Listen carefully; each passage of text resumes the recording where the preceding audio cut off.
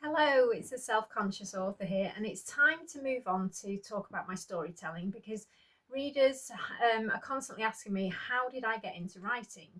Well, I used to think I started writing because I always had my head in a book, so it stands to reason that I've become an author, but that actually isn't the case. Anyone can learn how to write. You just need to go on a writing course and they'll teach you how to write, but not everyone can tell a story. And storytelling isn't something that can be taught either. You kind of either have it or you don't. Now, according to my readers, I do have that gift, of which I am extremely grateful. And I do have a YouTube channel at Marie-Anne Cope Author, and you can on that channel you can hear me reading out some of my short stories and also my first children's book as well in chapter form. Just so it's in small doses for you. So, getting back to talking about how I got into writing, my storytelling didn't lay down firm roots really in my childhood, like most authors say. I would say it planted itself in soil that was a little bit too dry and shallow.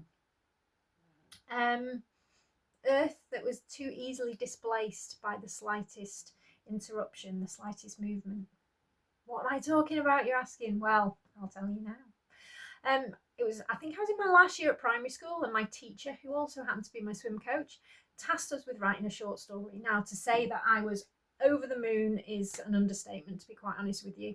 So I did what writers have done for centuries, and they wouldn't have done this bit for centuries, but the overall taking of a story that already exists. And I took a movie that I was too young to have seen, but I watched it whilst my dad was at work and my mum was otherwise occupied, and I wrote my version of this story. Now, not only did I write it, I also illustrated it. I took my exercise book and I covered the page in yellow, coloured it all in yellow crayon. I drew a severed arm. The clues are there. Severed arm on the beach, complete with dangling flesh and blood everywhere. Now, to say I'm no artist is, it's not it is an understatement, I think, because I definitely can't draw. However, my teacher knew exactly what it was. Not only was she horrified by my drawing, but she was absolutely appalled by the story that accompanied it. She rapped me on the knuckles with a metal ruler, bearing in mind this was the 80s, and told me never, ever to write anything like that again. And I didn't. I didn't pick up a pen for 15 years.